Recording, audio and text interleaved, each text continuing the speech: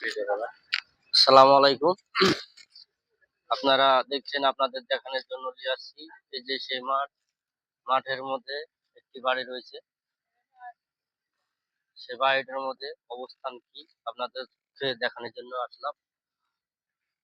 একটু সবাই মনোযোগ দিয়ে দেখবেন।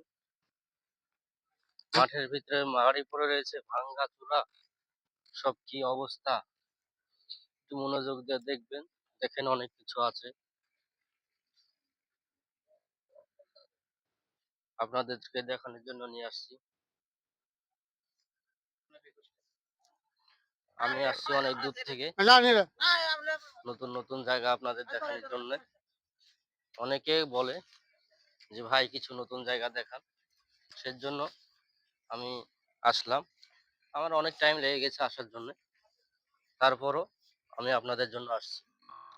দেখবেন আপনারা মনোযোগ দিয়ে, যদি ভালো লাগে লাইক শেয়ার কমেন্ট করবেন। আপনাদের যদি নতুন কোনো জায়গা দেখার জন্য কোনো অনুভূতি থাকে, আপনারা আমাদেরকে জানাতে পারেন। এই যে দেখুন, কিছু কিছু জায়গায় কিছু কিছু গুহা আছে, সেই গুহাগুলো আপনাদের দেখাবো, আপনারা দেখতে থাকেন।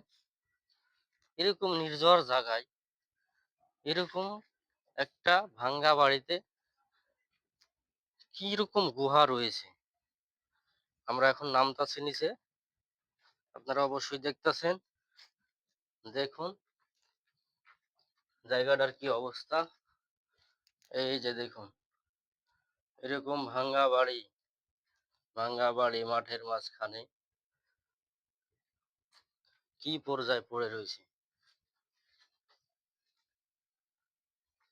তো মনে হচ্ছে আলী বাবার গুহার মতো।